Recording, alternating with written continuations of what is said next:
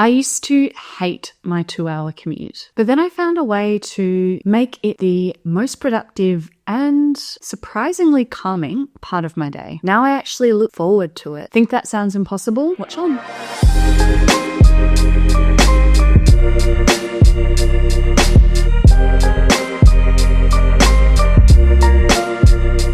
But first, I should introduce myself. Hi, my name is Freya and I'm a doctor living and working on Boonwurrung land in Melbourne, Australia. So I keep my commute routine simple and repetitive. Same habits, same time, same duration every day. And it takes the decision making out of it and just lets me get on with what I do at each stop. And I think that's really part of the secret of how productive it's become for me. So I'll start with a quick summary of my route and then I'll have a breakdown of what I do at each leg. So leg 1, bike ride to the station. Leg 2, first train. Leg 3, second train. And then leg 4, we've got the walk from the station to work. So that first sort of 10 minutes or so bike ride when I ride from my apartment to the first train station of the day.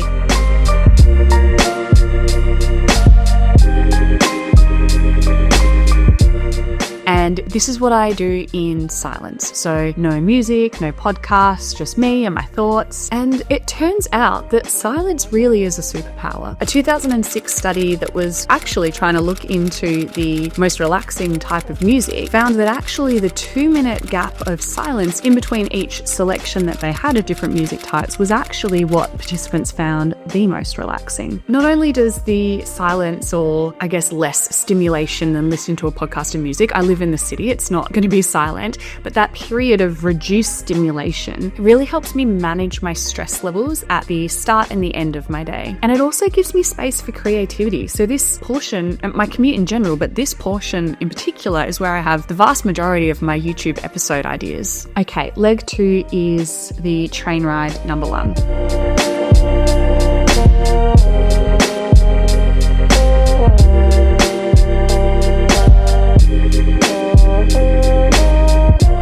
So the train ride itself is about 5 minutes, and then usually I've got a few minutes at least waiting at the train station.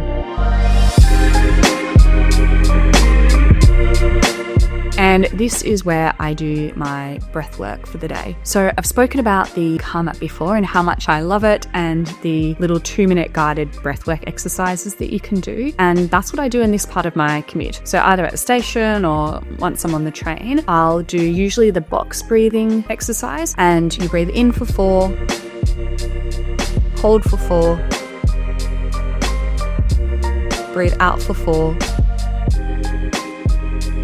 hold for 4,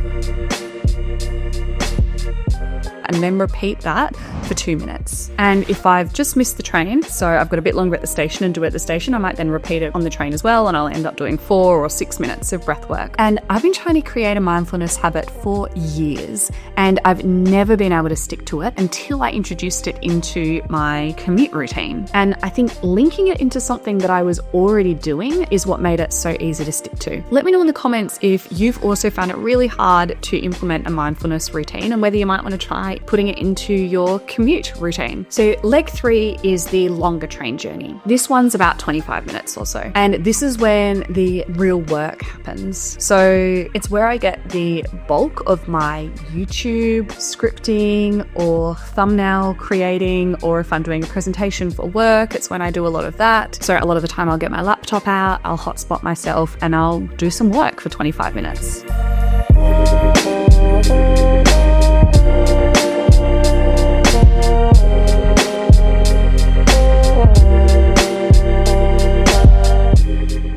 So sometimes on the way home, if I've had a really stressful day or a really long day and I just feel completely fried, I might call a friend or listen to a podcast or do something a little bit less involved just to give my mind a break. But on the way there, always stick to it, and most of the time on the way back.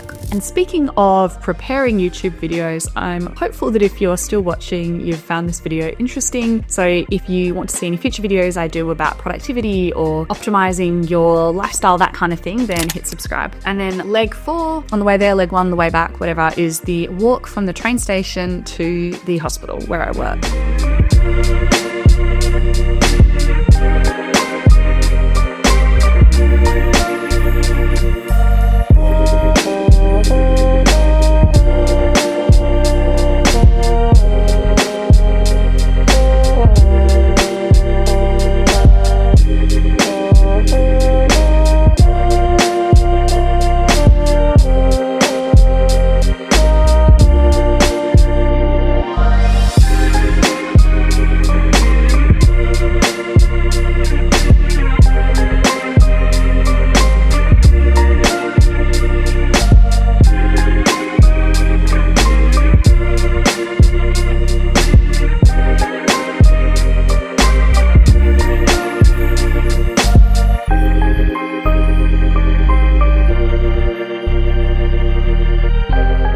This walk goes for about 15 minutes. So this is where I consume any content that I want to watch. So YouTube videos or podcasts or whatever. And a lot of the time I listen to YouTube videos about how to become a YouTube video creator and make thumbnails and all of that sort of stuff. Or sometimes it's just general motivating lifestyle things if I need a little pick me up or some ideas. And that's my commute. On the way home, I'll typically do the same things but in reverse. And I really think the power of predictability is what has made this so successful for me. So by taking the decision out of it, it's made it so much easier to stick to. Instead of thinking, what do I do while I'm on the train, or just mindlessly doing something without even thinking about it, when I've probably made so many decisions that day and don't want to have to make another one. By just making it part of my routine means that I automatically do it. I'm like, oh, I'm at this train station, time to do my mindfulness. A big change happened for me when I reframed my commute. And I actually didn't choose to start commuting this way initially. So picture this, you finish a 14-hour shift on the weekend in the hospital, you go out to drive home and someone's driven into your car and written it off. That happened to me a few months ago. My car was so old that the insurance company payout basically covered the tyres of a new car, so I had to start catching public transport to work, which doubled my commute time. And initially I was so stressed and resentful, but I really could feel my attitude bringing me down, and I was trying consciously to reframe the situation. And once, through a little bit of trial and error,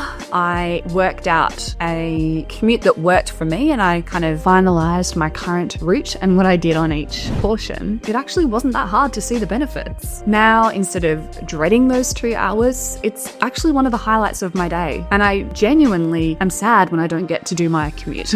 So here's my challenge for you. Next time you're on your commute to work or uni or whatever, instead of zoning out or mindlessly scrolling, try one of these small habits. A few minutes of silence, breath work, a little quick productivity sprint. Who knows? It might just become the part of your day that you look forward to. And do you know the best way to reduce your weekly commute time? Just work less. In all seriousness, I went part-time for 12 months last year, and I've done a couple of videos on the pros and the cons that I found when going part-time. So check them out if you're interested. I'll see you next time. Bye.